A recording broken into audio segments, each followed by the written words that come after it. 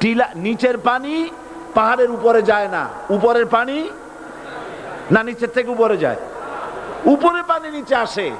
সুতরাং দেশ যারা চালায় এই লোকগুলি যদি ভালো হয় গোটা দেশ ভালো হয়, আর সমস্ত মানুষটা যদি রাষ্ট্র যিনি পরিচালনা করেন এই লোকগুলি যদি খারাপ হয় গোটা দেশ খারাপ হতে বাধ্য।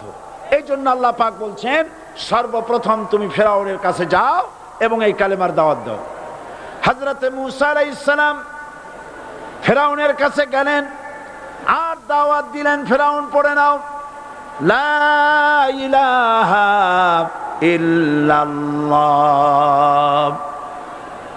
একটি কথা আপনাদের মনে রাখতে হবে, দুনিয়ার কোন ফেরাউন, কোন নমরুদ, কোন সাদ্দাত, কোন হামান কেউ বলে নাই যে আমি আল্লাহ, আমি রাজ্জাক, আমি খালেক, আমি পৃথিবী সৃষ্টি করেছি। কথা কেউ বলেছে? কেউ বলে নাই। কি বলেছে তারা? ফেরাউন বলেছে মা আলিমতু লাকুম মিন ইলাহিন গায়রি, আমি তো জানি না আমি ছাড়া আরো কোন ইলাহ আছে, এ কথা আমার জানা নাই, সুতরাং আমি হচ্ছি ইলাহ আর তুমি বলছো লা ইলাহা। তার মানে হচ্ছে ওই সময় পয়গম্বরেরা, আল্লাহর নবীর সাহাবীরা তারা জানতেন যে আমরা কিসের দাওয়াত দেই, আর যারা শুনতো তারাও বুঝতো কিসের দাওয়াত শুনতেছি। আজ আমার দেশে একই কালেমার দাওয়াত দেওয়া হয় কিন্তু মানুষেরা বুঝতে পারে না কি শুনতেছি। ভাষা জানার ব্যাপারে, বোঝার ব্যাপারে হলো আসল বিষয়। এটা বুঝাতে গিয়ে আমি মাঝে মধ্যে একটা দৃষ্টান্ত দেই এভাবে। একজনের একটা রেশনের দোকান ছিল, সেই দোকানে তার একটা ময়না পাখি ছিল, আর ময়না পাখিকে কথা শেখানো যায় সেটা তো আপনারা জানেন। জি, ময়নাকে শিখায়েছে যে লাইন করুন, এক এক করে আসুন। ময়না এই কথা শিখেছে। সকালবেলায় যখন রেশনের দোকানে ভিড় পড়ে গেছে তখন ওই পাখি খাঁচার মধ্যে বসে বলছে লাইন করুন, এক এক করে আসুন। একদিন খাঁচার দরজা খোলা পেয়ে পাখি উড়ে গিয়ে গাছের ডালে বসেছে। আশেপাশে যত পাখি ছিল তারা চিন্তা করলো এই রকমের পাখি তো কখনো দেখি নেই। ময়না তো দেখতে কাকের মতো না, শালিকের মতো না, দেখতে একটা ভিন্ন রকম। ওরা এসে চতুর্দিক থেকে এই নবান্ত এই যে নতুন এসেছে ওরে ঠোকরানো শুরু করেছে চতুর্দিক থেকে। ঠোকরানি খেয়ে ময়না বলতেছে লাইন করুন, এক এক করে আসুন। এখন ময়না তো বোঝে না যে কি বলতেছি, আর যে পাখিরা ঠোকরাচ্ছে তারাও তো বোঝে না যে কি শুনতেছি। ময়না যদি বুঝতো যে আমি কি বলি, সবাই মিলে ঠোকরায়, তাই জান বাঁচে না। লাইন করে ঠোকরাইনি তো কলজে যাবে, সব ঠোঁটে ঠোঁটে চলে আসে, বোঝে নাই। আমাদের অবস্থা তাই হয়েছে। এই যে আপনারা এখানে দাঁড়াইছেন কেন? যারা যেখানে দাঁড়ায় বসা মানুষেরা অনুরোধ করে বসায় দেন। এত বড় বিশাল মাহফিলে আপনি দাঁড়ায়া কোন মানুষকে কষ্ট দিবেন না, জায়েজ নাই। মুসলমানদেরকে কষ্ট দেওয়া কবিরা গুনাহ। বুঝতে পেরেছেন? যে যেখানে দাঁড়িয়েছে আপনারা বসা মানুষেরা তাদেরকে বসায় দেন। এত বড় বিশাল মাহফিলে আপনি দাঁড়ায়া কোন মানুষকে কষ্ট দিবেন না, জায়েজ নাই। মুসলমানদেরকে কষ্ট দেওয়া কবিরা গুনাহ। বুঝতে পেরেছেন? যে যেখানে দাঁড়িয়েছে আপনারা বসা মানুষেরা তাদেরকে বসায় দেন। সুতরাং এই কালেমার দাওয়াত যখন হযরতে মূসা আলাইহিস সালাম দিলেন, ফেরাউন বলল আমি তো জানি না যে আমি ছাড়া আরো কোন ইলাহ আছে, আইনদাতা তো আমি, তুমি নতুন কোথা থেকে আইনদাতা নিয়ে আসছো? ফেরাউন বলছে দেখো আমারে বাদ দিয়া যদি অন্য কাউকে ইলাহ বলে তুমি মানো আর সেই শিক্ষা যদি যে জাতিকে দাও, তাহলে আমি তোমাকে ধরে লাআজআলান্নাকা মিনাল মাসজুনিন, আমি তোমাকে কারারুদ্ধ করব, আমি তোমাকে জেলখানায় ঢুকিয়ে দেব। রাষ্ট্রশক্তি প্রথম বাধা দিল কারা? বলেন সবাই। সেই বাধা কি ওখানে শেষ হয়েছে না এখনো আছে? আছে কিনা জোরে বলেন। আমি তোমাকে জেলখানায় ঢুকাবো। হযরতে মূসা আলাইহিস সালাম বলেন ফেরাউন রে, জেলের ভয় আমি করি না, আমার কি জেলের ভয় দেখায়া লাভ নাই। আমি আল্লাহ পাকের পয়গম্বর, হযরতে মূসা আলাইহিস সালাম, ফিরাউনের দলবল আছে, লোক লস্কর আছে, তার অস্ত্রের অভাব নাই। আল্লাহ রাব্বুল আলামিন মূসা আলাইহিস সালামের কাছে একটা অস্ত্র দিয়া দিলেন। দিছিলেন কিনা? আল্লাহ পাক হযরত মূসাকে বলেছেন, ওয়া মা তিলকা বিয়ামিনিকা ইয়া মূসা।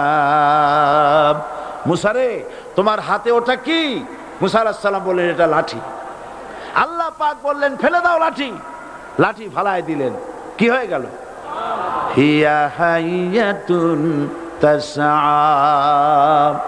লাঠি হয়ে গেল। এখন লাঠি পড়ে সাপ হয়ে গেল। সাপ দেখে নবী হোক, ওলি হোক, সাহাবী হোক আর আলেম হোক, সাপ দেখলে ভয় করে না মানুষের? মূসা আলাইহিস সালাম ভয় পাইছে।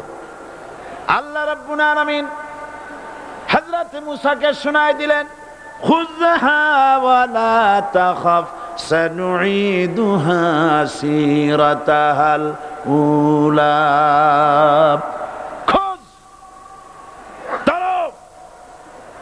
লা তাখাফ, ভয় পেও না। আল্লাহ বলছেন ধরো, ভয় পেও না। ধরার সঙ্গে সঙ্গে স্বাভাবিক অবস্থায় ফিরে আসবে, আবার লাঠি হয়ে যাবে। এখন আল্লাহ বলছেন ধরো। মূসা আলাইহিস সালাম কি ভয় পাওয়া উচিত হবে? উচিত হবে? মূসা আলাইহিস সালাম কি ভয় পাইছিলেন? কারণ হচ্ছে এই দুশমনের শক্তিটা খুব বড়ই দেখা যায়, মনে হয় যেন অনেক বড়, কি জানি কি। আল্লাহ পাক বলছেন, ইন্না কাইদা শায়তানে কানা দাঈফা। শয়তানের চক্রান্ত যতই তুমি মনে করো অনেক ষড়যন্ত্রের জাল বিস্তার হয়ে আছে, আল্লাহ কয় কিছুই না, দাঈফা, অত্যন্ত দুর্বল। আল্লাহ পাক বললেন ধরো। মূসা আলাইহিস সালাম সাপ ধরলেন, সঙ্গে সঙ্গে লাঠি হয়ে গেল। ফিরআউন বরদাস্ত করলো না। রাষ্ট্রশক্তির পক্ষ থেকে আক্রমণ শুরু হলো। অপরাধ কি? মূসা আলাইহিস সালামের অপরাধ কি? কি অপরাধ? মাশাআল্লাহ, বুঝতে পেরেছেন। অপরাধ হচ্ছে তিনি বলেছেন লা ইলাহা, জোরে বলেন লা ইলাহা ইল্লাল্লাহ। এই কালেমাকে আজ আমরা ভিক্ষার বুলি বানাইছি। এটা হলো সার্বভৌমত্বের বুলি। এটা হচ্ছে আল্লাহ পাকের সার্বভৌমত্বের কথা। আজ আমরা মানুষের কাছে আমরা শুনি, মানুষেরা ভিক্ষা চায়, লা ইলাহা ইল্লাল্লাহ, এক মুঠ চাউল দেন, লা ইলাহা ইল্লাল্লাহ 10 খান পাই দেন। এই হচ্ছে কালেমার জিকির। আবার কেউ কেউ জিকির করতেছে লা ইলাহা আস্তে, ইল্লাল্লাহ জোরে, এমন জোরে কলব সাফ করে, কলব তাতে থাকলেও পারে, গেলেও পারে। এই কালেমার জার, এর আঘাত পয়গম্বররা মেরেছেন। হযরতে মূসা আলাইহিস সালাম যখন বলেছেন লা ইলাহা ইল্লাল্লাহ, এই ধাক্কা ফিরআউন বরদাস্ত করতে পারে নাই। দরিয়ায় নীলের ভিতরে আল্লাহ পাক ডুবাইয়ে শেষ করে দিয়েছেন, দেন নাই? হযরতে মূসা আলাইহিস সালাম, তার উম্মতেরা দরিয়ার পাশে বসে দ্বীনি কথাবার্তা বলতেছেন। এমন সময় ফিরআউন, তার শত্রু হচ্ছে মূসা আলাইহিস সালাম। শত্রু কেন? মূসা কি ফিরআউনের পাকা ধানে মই দিয়েছে নাকি? বলেন আপনারা। তার হালের গরু পিটায় মারছে নাকি? অপরাধ হলো তিনি আল্লাহর জমিনে আল্লাহর আইন প্রতিষ্ঠার কথা বলেছেন। এই শুধুমাত্র এই অপরাধে ফিরআউন তার দলবল নিয়ে 3 দিক থেকে আক্রমণ করেছে। মূসা আলাইহিস সালামের উম্মতেরা ভয় পেয়ে গেছেন। তারা বলছেন ইন্না লামুদরাকুন, আমরা পাকড়াও হয়ে গেছি। 3 দিকে সারাশি আক্রমণ, 3 দিকে শত্রু, একদিকে দরিয়া, পালাবার রাস্তা আছে? হযরত মূসা আলাইহিস সালাম ভয় পেয়ে গেলেন, সারেন্ডার করলেন না। হযরত মূসা আলাইহিস সালাম বললেন কাল্লা, কখনো নয়, ভয় পাওয়ার কোনো কারণ নাই। রব্বি সায়াহদিন, অবশ্যই আমার রব আমার জন্য রাস্তা করে দিবেন। ভয় পাইও না, আমার রব রাস্তা করে দিবেন। আল্লাহ রাব্বুল আলামিন হযরত মূসা আলাইহিস সালামকে অর্ডার করলেন, হাতের লাঠি দিয়া দরিয়ার উপরে আঘাত করো। হযরতে মূসা আলাইহিস সালাম দরিয়ার উপর আঘাত করলেন। রাস্তা ছিল দরকার একটার।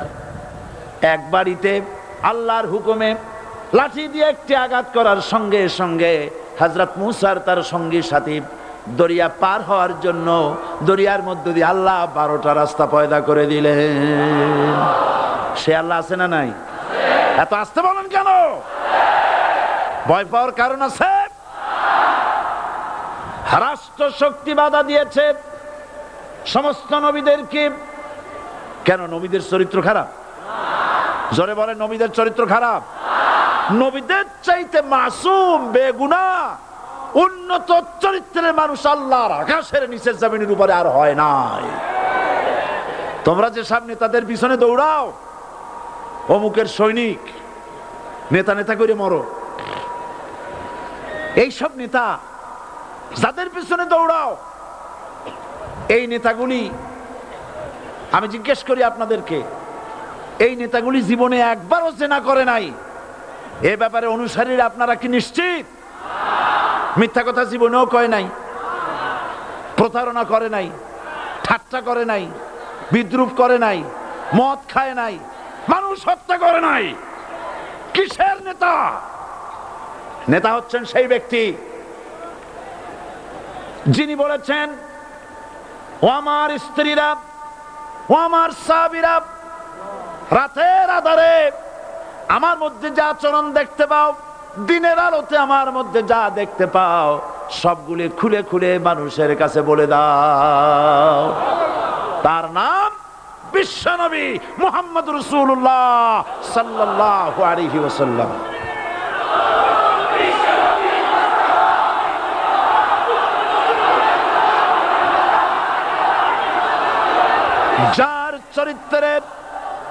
যার চরিত্রের সার্টিফিকেট আল্লাহ রাব্বুল আলামিন নিজে দিচ্ছেন, ওয়া ইন্নাকা লাআলা খুলুকিন আযীম। নবী হে, উন্নত চরিত্রের উপরে আপনি প্রতিষ্ঠিত। সুবহানাল্লাহ। কে সার্টিফিকেট দিচ্ছেন? আযীম, আযীম। আরবিতে চওড়াকে বলা হয় আরিদ, গভীরতাকে বলা হয় আমিক। কত প্রশস্ত, যা মাপার কোনো ফিতা নাই, কত গভীর, যা মাপার কোনো যন্ত্র নাই, এইটাকে আরবিতে বলা হয় আজিম। সুবহানাল্লাহ বলতে ইচ্ছে করে না? ও নবী, তোমার চরিত্র এমন যা মাপার মতো যন্ত্র পৃথিবীতে নাই। এই সার্টিফিকেট দিলেন কে? সমস্ত নবীরাই চরিত্রবান, নবীরা মাসুম বেগুনাহ। সুবহানাল্লাহ বিহামদিহি। সেই নবীরা মার খান নাই? খেয়েছেন কিনা বলেন? কারা মেরেছে? রাষ্ট্র শক্তি। কারা মেরেছে? কারণ নবীরা বলেছেন লা ইলাহা ইল্লাল্লাহ। পড়েন সবাই, লা ইলাহা ইল্লাল্লাহ। আপনিও যদি নবীদের মতো, সাহাবীদের মতো বুঝা এই কলেমার দাওয়াত দেন, বাধা আসবেই। বোঝাবুঝির ব্যাপার, বুঝতেই সারলো। কত মাহফিল হয় বাংলাদেশে, হয় না? কোনো বাধা নাই, ঠিক কিনা? কত পূজা হয়, পার্বণ হয়, গান হয়, থিয়েটার হয়, গুনাহগার বিবির গান হয়, কত কিছু হয়।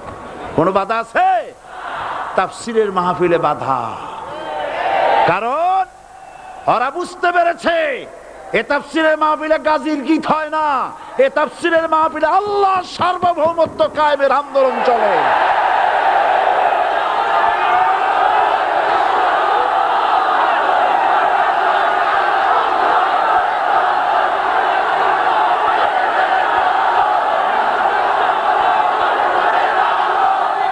এবার দেখুন, এবার কলেমা বোঝেন, কালেমা বুঝুন।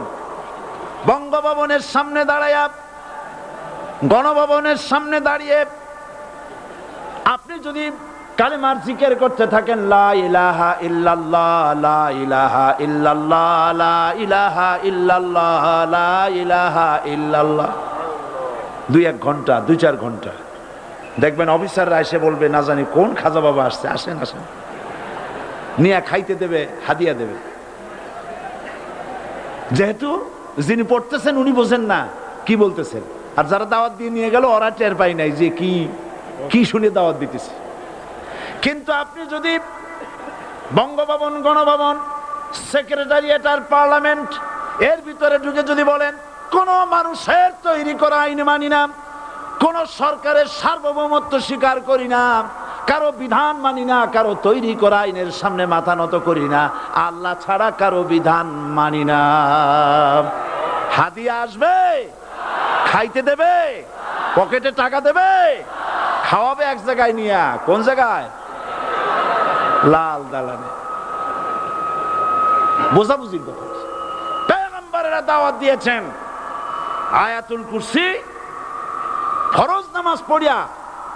দেখছি অনেকেই জামার বুতাম টুতাম খুলিয়া তারপরে জোরে একটা ফু দেন।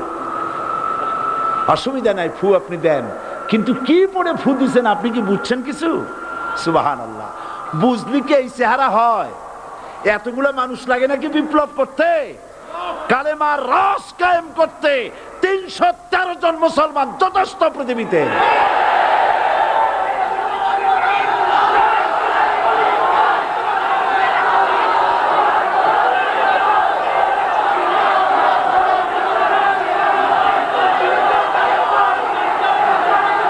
আল্লাহ পাক কোরআনে কারীমের মধ্যে আল্লাহ পাক বলেছেন এমন একজন নবী পাঠাই নাই, ইয়া হাসরাতান আলাল ইবাদ, বান্দার উপরে আফসোস। আহারে, কে বলতেছেন? আমার আল্লাহ। বলেন আমার আল্লাহ। তিনি আফসোস করছেন, আফসোস। একজন পয়গম্বর এমন পাঠাইলাম না, একজন রাসূল পাঠাইলাম না যার সাথে এরা ঠাট্টা করে নাই, বিদ্রুপ করে নাই, পাগল বলে নাই, মারে নাই। আহা, অপরাধ আল্লাহর সার্বভৌমত্ব প্রতিষ্ঠার অপরাধ। হযরত ইব্রাহিম আলাইহিস সালাম তিনি যখন এই কালেমার দাওয়াত দিয়েছেন নমরুদের বিরুদ্ধে, নমরুদ বলেছে মান আসাদ্দু মিন্না কুওয়া, আমার চাইতে শক্তিশালী আর কে আছে? আনা রব্বুকুমুল আলা, আমি তোমাদের বড় প্রভু। নাউজুবিল্লাহ। কই থেকে একটা তুমি বলছো লা ইলাহা ইল্লাল্লাহ, আমি তো ইলাহ। হযরত ইব্রাহিম আলাইহিস সালাম কি কালেমার দাওয়াত পেশ করার অপরাধে অগ্নিকুণ্ডের ভিতরে ফালাবার ব্যবস্থা হয়ে গেছে। আল্লাহ পাক সব ঘটনা কোরআনে বলে দিয়েছেন কিনা বলেন? কেন বললেন এই সমস্ত কথা? এই জন্য বলেছেন ফেরাউন মরে যাবে, নমরুদ মরে যাবে, কিন্তু তাদের প্রেতাত্মারা যুগে যুগে তারা বেঁচে থাকবে। আগুনের ভিতরে ফালাবার ব্যবস্থা হয়েছে। আল্লাহ পাক বলে দিয়েছেন আমার রাস্তায় যদি চেষ্টা করো, জিহাদ করো, আমার সাহায্য তোমরা পাবে। ওয়া কানা হাক্কান আলাইনা নাসরুল মুমিনিন, মুমিনদেরকে সাহায্য করা আমি আল্লাহর জন্য ওয়াজিব। সুবহানাল্লাহ বলবেন না? আলহামদুলিল্লাহ বলবেন না? আমার জন্য ওয়াজিব মুমিনদেরকে সাহায্য করা। ইব্রাহিম আলাইহিস সালামকে আগুনে ফেলানো হচ্ছে। হযরত জিবরাইল বলেন ইব্রাহিম তোমাকে আগুনের ভিতরে ফেলানো হতেছে, আমার কাছে সাহায্য চাও, আমি তোমারে বাঁচায় দেব। হযরত ইব্রাহিম আলাইহিস সালাম তিনি বললেন জিবরাইল আমার পরীক্ষা চলতেছে, আমাকে ডিস্টার্ব করো না, আমি তোমার কাছে সাহায্য কেন চাইব? আমি তো এমন কোন অন্ধ আল্লাহর ইবাদত করি না যিনি তার বান্দার দুঃখ দুর্দশা নিজের চোখে না দেখেন। পরীক্ষা পাশ করছে না? পাশ করছেন কিনা? হযরত ইব্রাহিম বলেন শোনো জিবরাইল, আমি যদি আগুনের ভিতরে পড়ে যাই আর আগুনে পুড়ে যদি ভস্ম হয়ে যায়, আমার আল্লাহ যদি এতে খুশি হন, তাহলে আমি আমার রব্বুল আলামিনকে খুশি করার জন্য এভাবে 1000 বার পড়তে আমি রাজি আছি। ইব্রাহিম আলাইহিস সালাম আগুনের ভিতরে পড়ে গেলেন। আল্লাহ রাব্বুল আলামিন আগুনের প্রতি নোটিশ করে দিলেন ইয়া নারু কুনি বারদাও ওয়া সালামান আলা ইব্রাহিম।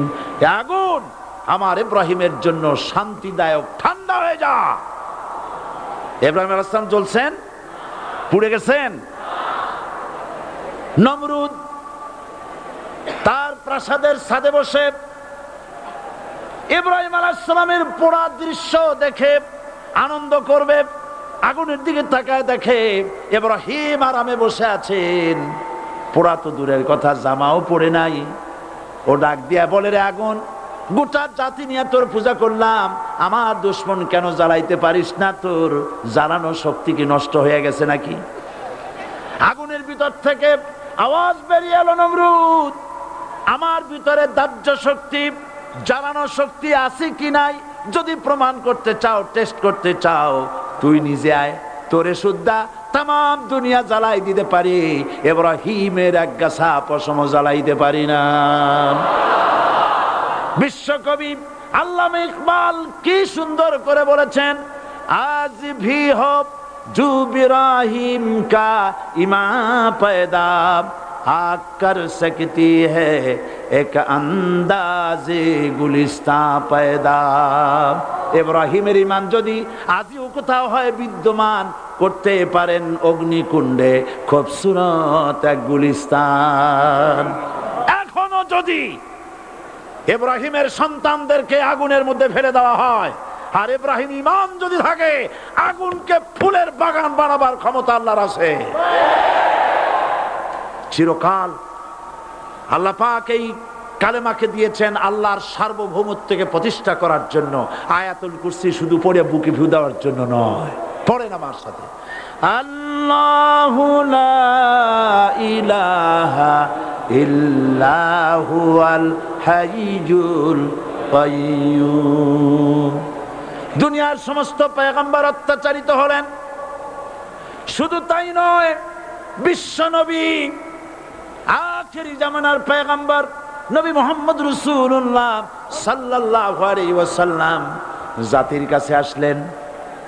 তিনি এসে বললেন, ইয়া আইয়ুহান নাস কুলু লা ইলাহা ইল্লাল্লাহ। প্রথম দাওয়া শুনছেন কথা? রাসূলুল্লাহ বলছেন, ও জাতি, আমার রাসূল তো মক্কার রাসূল না শুধু, মদিনার রাসূল না শুধু, আরবি ভাষা ভাষীদের রাসূল না শুধু, আমার নবী কি নবী? চিল্লায় বলেন।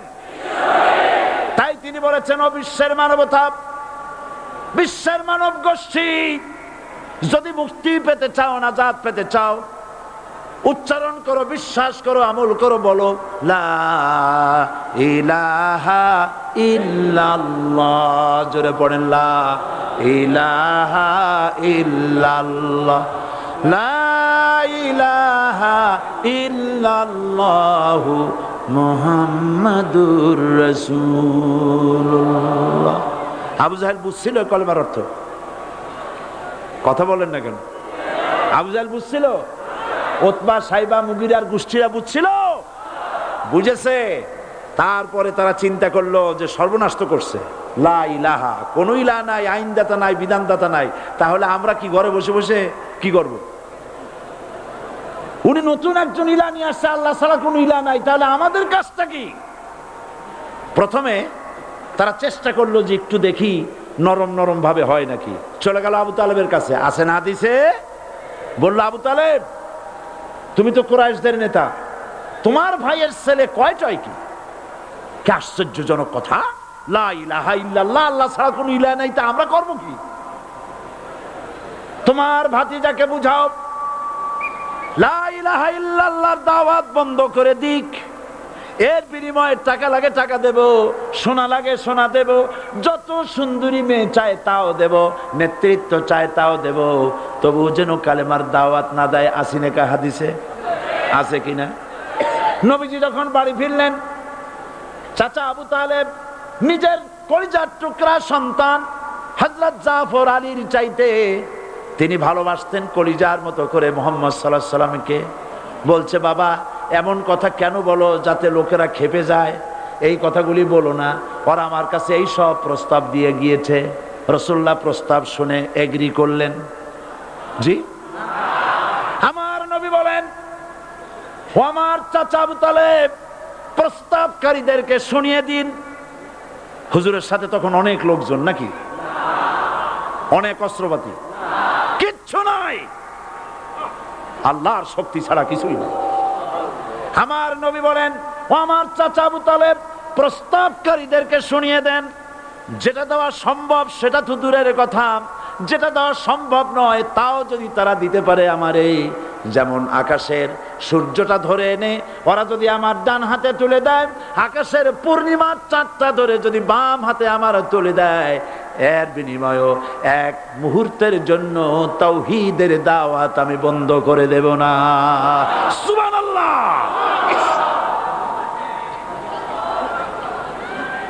রাসূল করিম সাল্লাল্লাহু আলাইহি ওয়াসাল্লাম তাদের এই প্রস্তাবকে যখন গ্রহণ করলো না, কাফেরেরা বুঝলো, আমি আগেই বলেছি 3 শ্রেণীর লোক বাধা দিয়েছে। কয় শ্রেণী?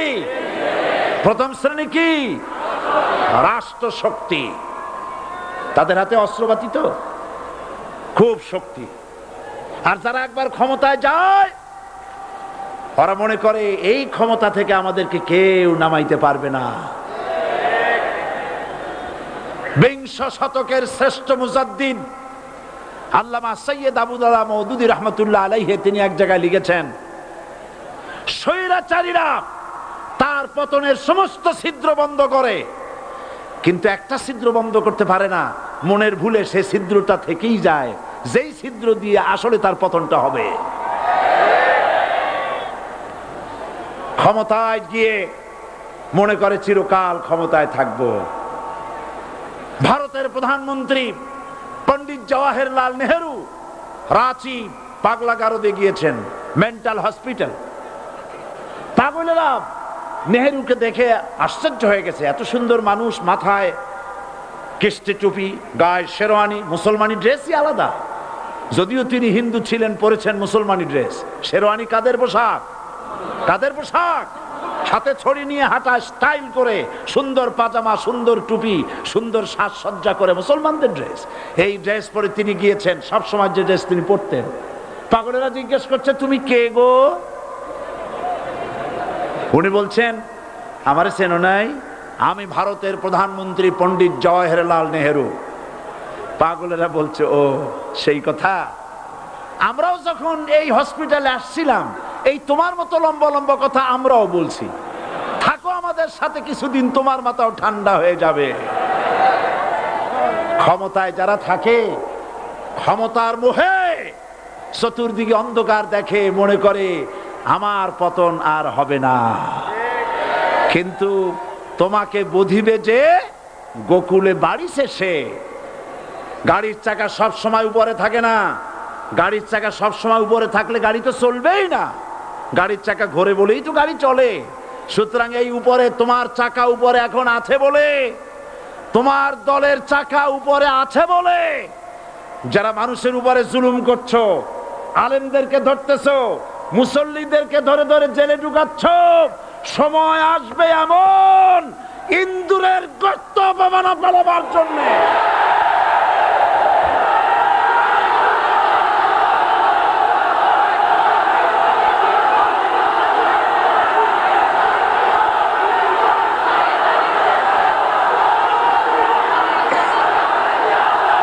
আবু জাহেলের গোষ্ঠী, আবু জাহেলের গোষ্ঠী মনে করেছে সোজা আঙ্গুলে ঘি যখন উঠলো না, আঙ্গুল বাঁকা করতে হবে। শুরু হয়ে গেল অত্যাচার, শুরু হয়েছে না? হযরত সুমাইয়া রাদিয়াল্লাহু তাআলা আনহা কি নির্মম ভাবে, নিষ্ঠুর ভাবে তাকে শহীদ করা হলো। খাব্বাব, খুবাইব, হযরত খাব্বাব রাদিয়াল্লাহু তাআলা আনহুকে দেখে হযরত ওমর একদিন বলছিলেন, খাব্বাব তোমার পিঠে এত গর্ত কেন? এত গর্তওয়ালা পিঠ আর এত চিকুন কোমর আমি তো জীবনেও দেখিনি। হযরত খাব্বাব বলেছেন, ওমর জানো না, ইসলাম কবুল করার অপরাধে, কালেমা পড়ার অপরাধে কাফির বেঈমানেরা আমাকে মারধর করেছে। যখন আমি তাদের মারে কালেমা ছাড়ি নাই, তখন আগুন জ্বালায়া আগুনের আংটার উপরে, আংটা আগুনের উপরে আমাকে চিৎ করে শোয়ায়া আমি যেন নড়াচড়া করতে না পারি, সেজন্য আমার বুকে